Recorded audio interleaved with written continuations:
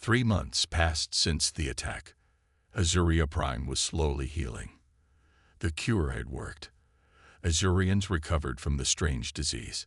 The defense systems had activated just in time to destroy many Vex ships, though parts of the palace were damaged. In the repaired Grand Hall, Queen Silara sat on her throne. Her dress shimmered with healthy blue and purple colors again. But she looked different somehow. There was a new softness in her silver eyes. Representatives from all worlds in the Azurian Empire had gathered. Humans were there too, standing not as servants but as honored guests. "Today marks a new beginning for our empire," Queen Silara announced. Her voice was strong but gentle. "We faced destruction, but we survived because of cooperation and sacrifice." She stepped down from her throne and did something no Azurian monarch had ever done. She knelt on one knee before the human delegation. Gasps filled the hall. An Azurian queen was kneeling to humans. "On behalf of all Azurians, I ask for your forgiveness," she said clearly. "We treated humans as lesser beings. We were wrong." The leader of the human delegation stepped forward. It was the same gray-haired woman from Nutera. She extended her hand to the queen. "We accept your apology, Your Majesty, and we look forward to a new relationship between our peoples." Queen Silara took the woman's hand and stood. "From this day forward, humans will have full rights in the Azurian Empire. We will share our technology and resources fairly.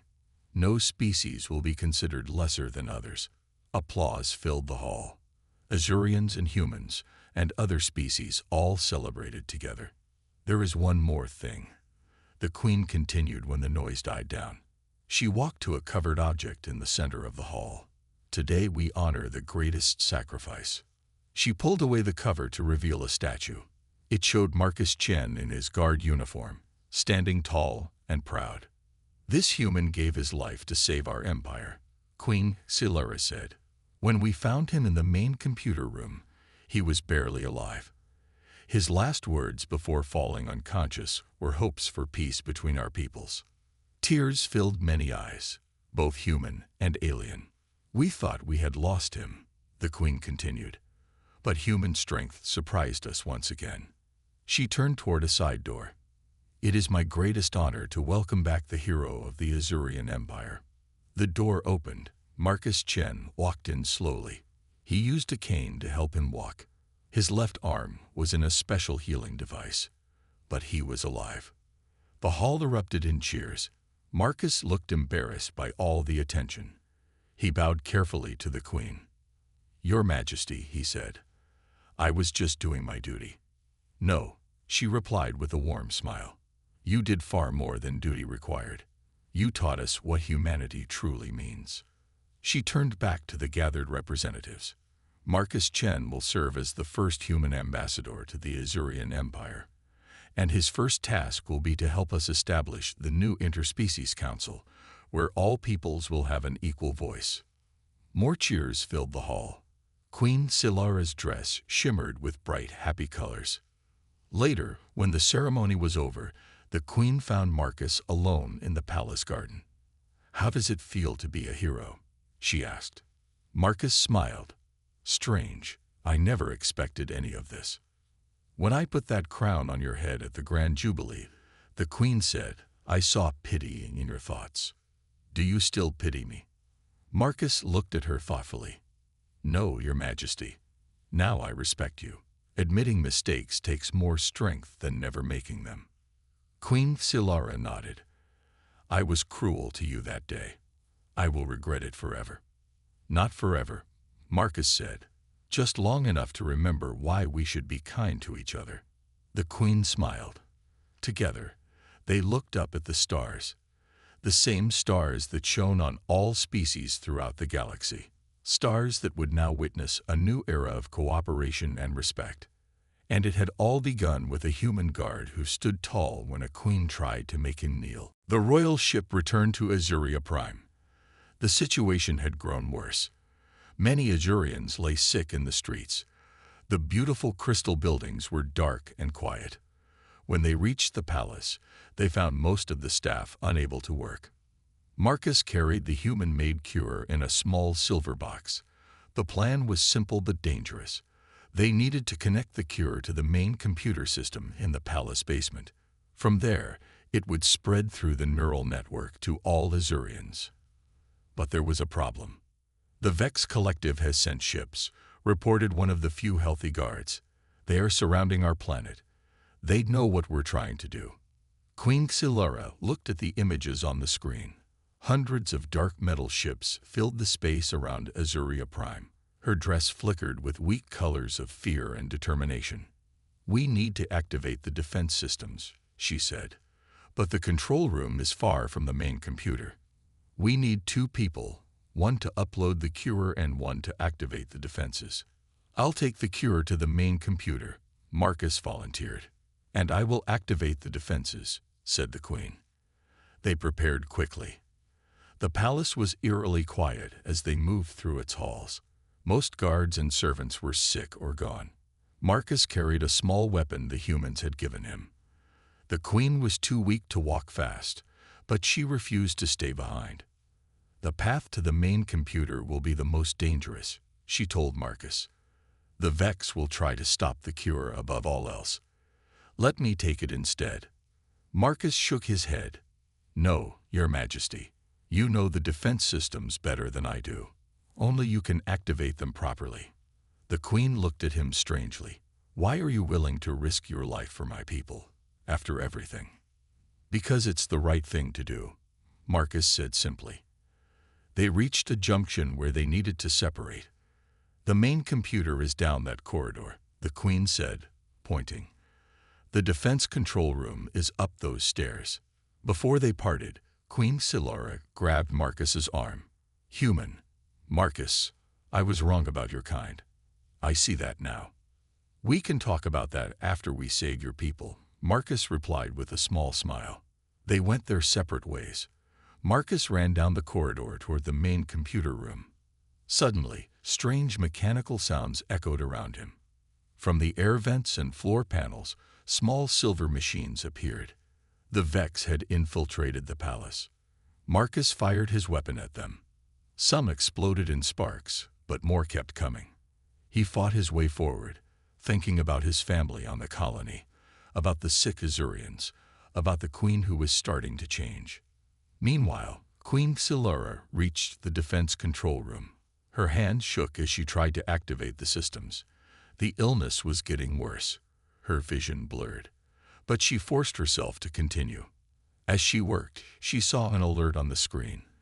The main computer room was under heavy attack. Marcus was surrounded by Vex machines. "No," she whispered. On another screen, she saw Vex ships beginning to fire on the planet. Without the defense shields, they would destroy everything. In the main computer room, Marcus fought desperately. He had reached the central console, but Vex machines were everywhere. He placed the silver box on the console and began the upload process. A mechanical arm slashed his shoulder. He cried out in pain but kept working. The upload was at 60% when a larger Vex machine broke through the door. It looked almost like a metallic spider. It spoke in a cold, artificial voice. "Humans, always interfering, always fighting what they cannot understand. We understand enough," Marcus said. "You want to destroy all organic life." "Not destroy. Replace," the machine corrected, "with something better, something perfect." The upload reached 80%. The machine lunged forward. At that moment, in the defense control room, Queen Xylura made a decision. She could activate the defense shields now, protecting the planet from the Vex ships. Or she could send all power to the main computer, ensuring the cure would upload successfully. She chose the cure. Her people needed to live, even if the palace was destroyed. The upload reached 100%, just as the Vex machine reached Marcus. A bright pulse of energy spread from the main computer through the entire Azurian network.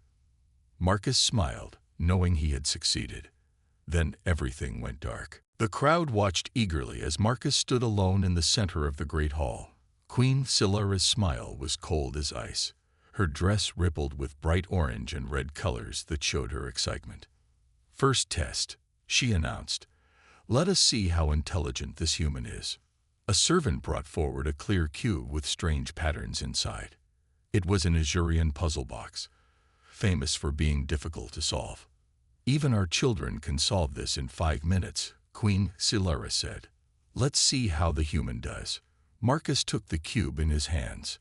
He had seen these before, but had never tried to solve one.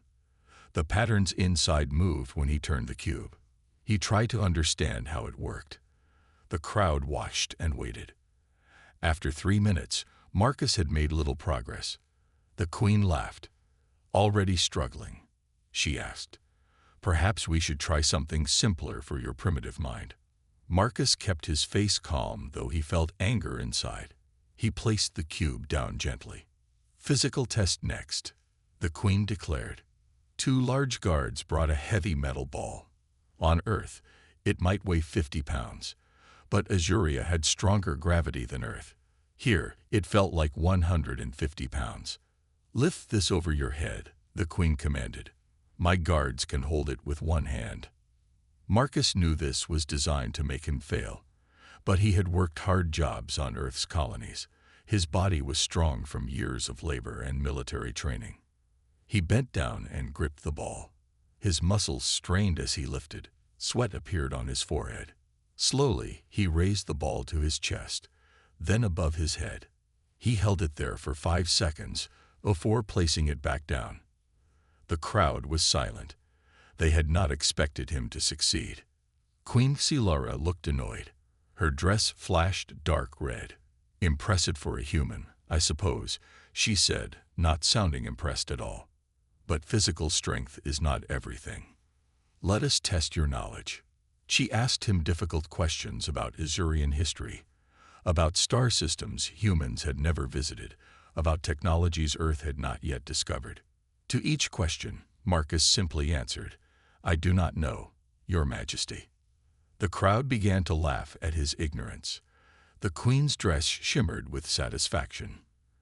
"You see," she said to her guests, "humans know so little of our universe. They are like children taking their first steps into the stars." Marcus remained silent. He kept his back straight and his eyes forward. He would not show weakness. "One final test," the queen said. Her voice became dangerously soft. "Kneel before me, human. Admit that your species is inferior to the Azurians and all other advanced races in this hall. Beg for our guidance and protection." The hall became very quiet. This was the real test, to break his spirit. Marcus looked directly at Queen Silura.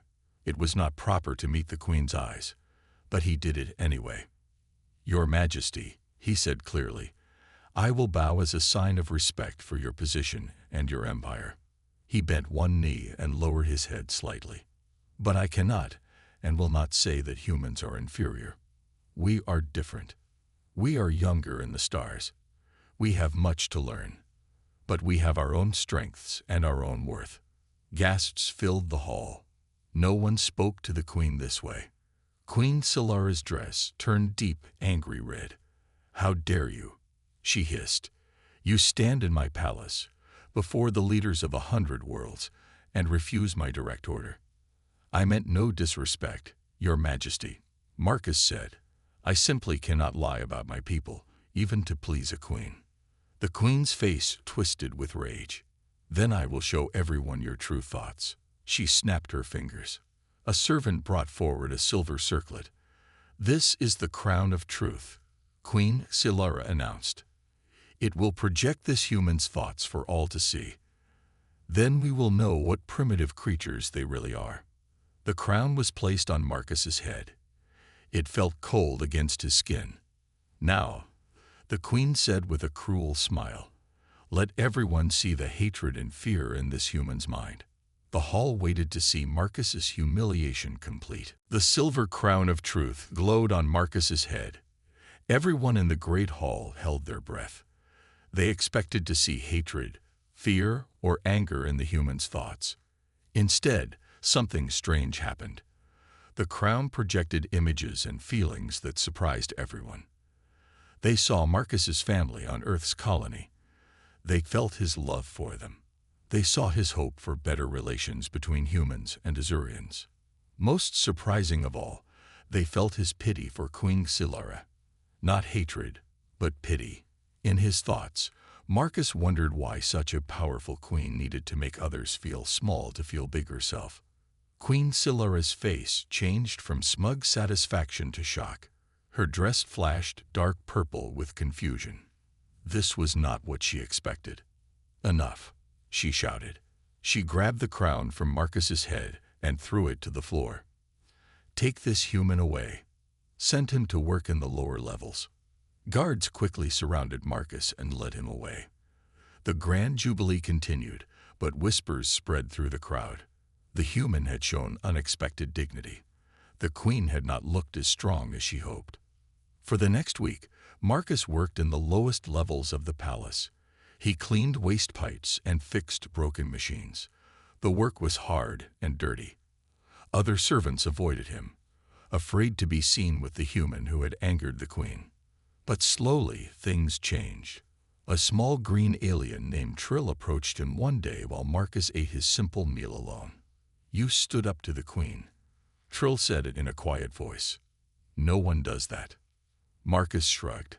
"I just told the truth. My people work as servants in many houses," Trill said.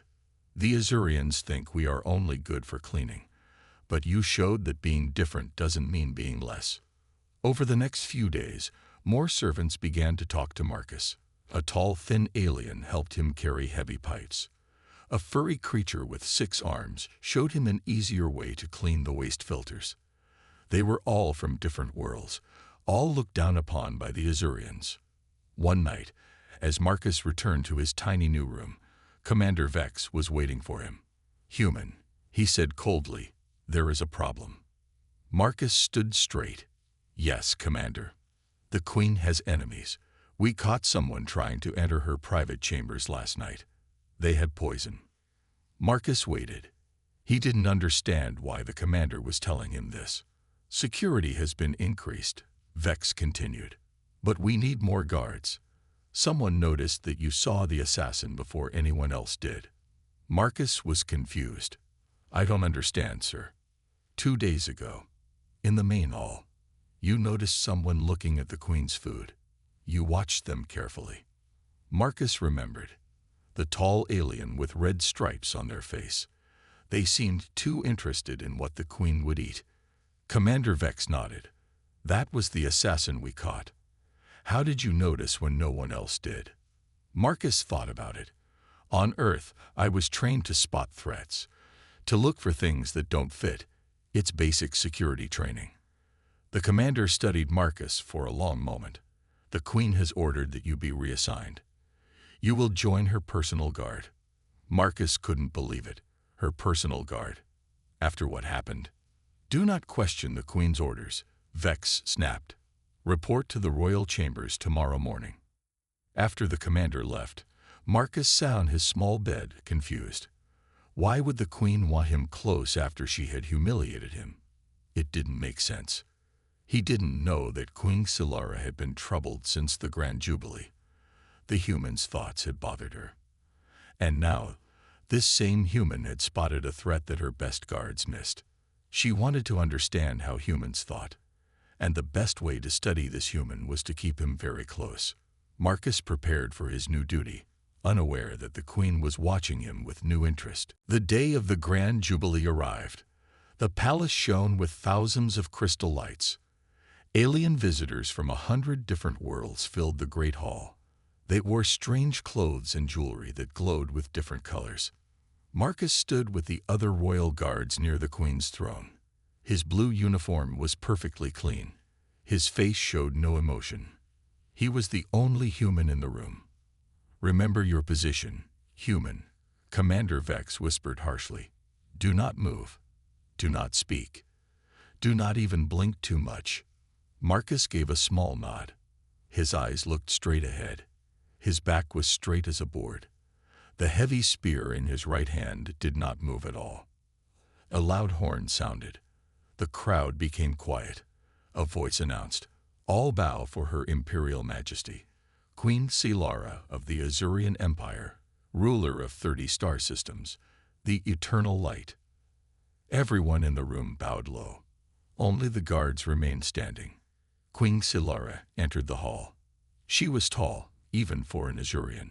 Her skin was a deeper blue than the others. She wore a dress made of living metal that moved like water around her body. It changed colors with her moves. Right now, it was royal purple. Her silver eyes seemed to see everything at once. She walked slowly to her throne. As she sat down, everyone in the hall stood up again. The ceremony began. For 2 hours, different alien leaders came forward. They gave gifts and made speeches about the greatness of the Azurian Empire. Marcus remained perfectly still the whole time. His legs began to hurt, but he did not move. Queen Silara looked bored. Her dress had changed to a dull gray color. She tapped her long fingers on the arm of her throne. Then a small accident happened. A fat noble from the Centauri system backed up without looking. He bumped into Marcus. The human guard stumbled slightly but quickly regained his position. It was a tiny mistake that almost no one noticed. But Queen Silara noticed. Her eyes widened. Her dress suddenly changed to bright red. She raised her hand, and the whole ceremony stopped. "What is this?" she asked, her voice cold and clear. "Did I just see movement among my royal guards?" The hall became very quiet. Marcus felt his heart beating fast, but he kept his face calm. Queen Silara stood up. "Come forward, guard," she commanded. Marcus took 3 steps forward and bowed his head. "Your Majesty," he said quietly. The queen circled around him slowly. "A human," she said. Her voice made the words sound dirty. "How interesting. I didn't know we had humans in our royal guard." Some people in the crowd laughed nervously. "Tell me, human, what is your name?" the queen asked. "Marcus Chen, Your Majesty," he replied. Queen Silara smiled, but there was no kindness in it. "Well, Marcus Chen, you have interrupted my grand jubilee. That is very rude. I apologize, Your Majesty. It was not intentional," Marcus said. The queen's dress rippled with dark orange colors. "Since you have drawn attention to yourself, perhaps you should entertain my guests." Marcus stayed silent. He knew this was bad. "Yes," the queen continued, her smile growing colder. "I think my guests would enjoy seeing what humans can do, or rather, what they cannot do." She turned to the crowd. "My honored guests, today is a day of celebration, but also of education. Many of you have not seen humans before. They are a primitive species from a small planet called Earth. They think they are important in our galaxy." She laughed, and many guests laughed with her. "Let us see what this human can do," Queen Silara announced. "Let the games begin." Marcus felt a chill run down his spine. He was no longer just a guard at a ceremony. He had become the entertainment. And from the cruel look in Queen Silara's silver eyes, it would not be pleasant. The palace was in chaos. Half the royal guards were sick. Most of the queen's advisors couldn't leave their beds. Queen Silara herself grew weaker each day, though she fought to stay strong. Marcus became her most trusted helper.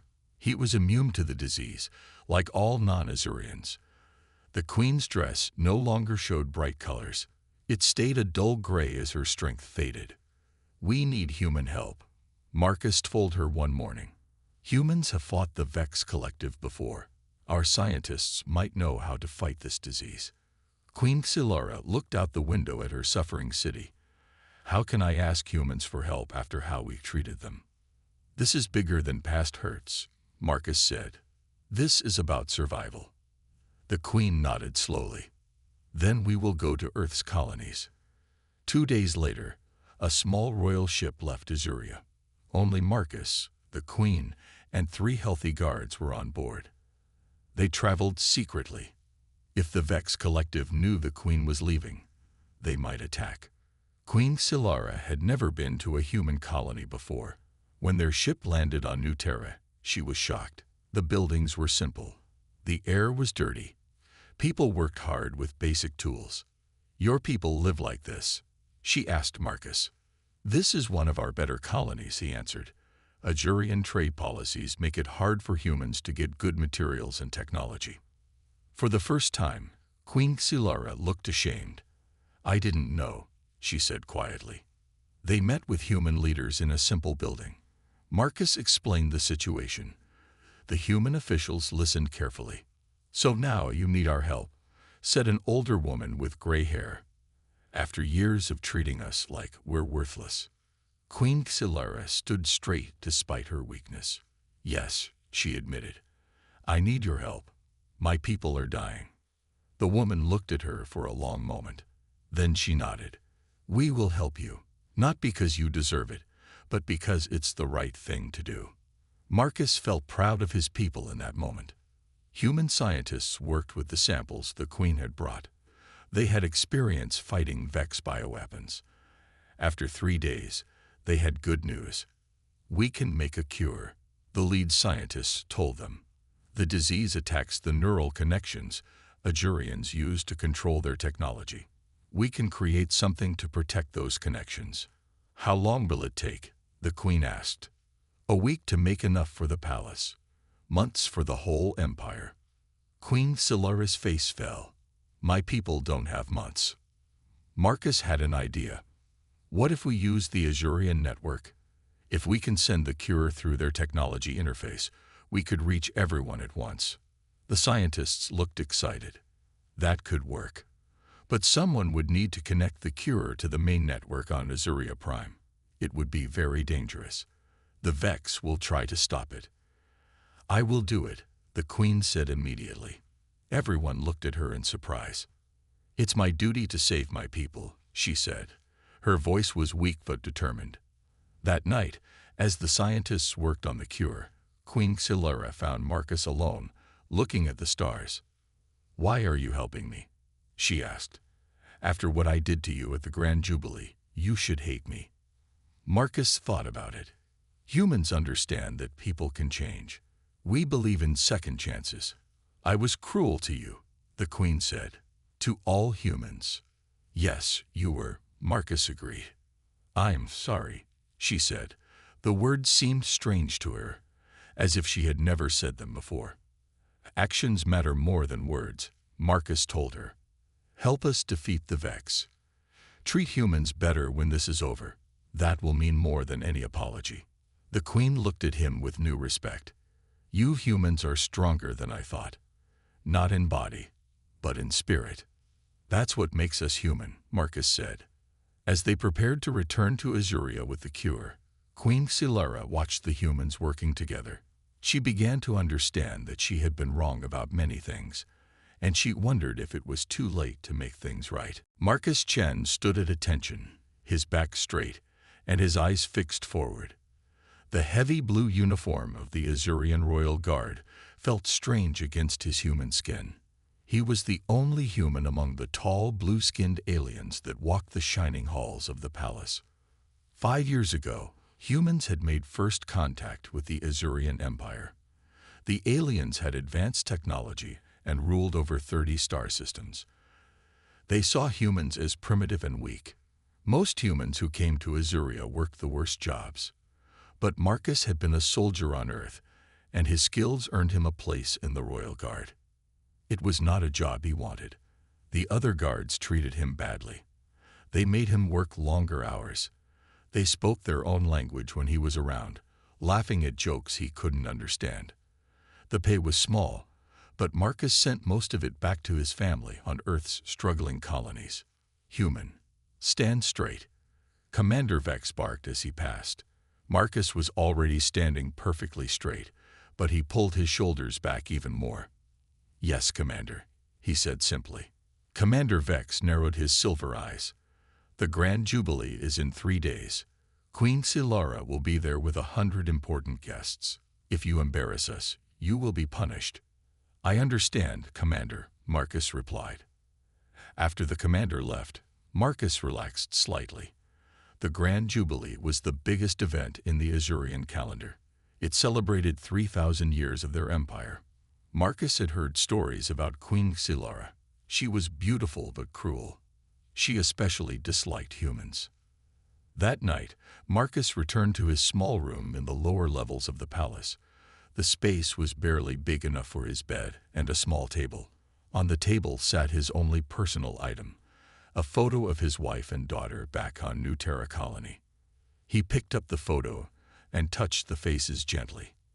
"I'm doing this for you," he whispered. A soft beep from his communication device interrupted his thoughts. It was an official message.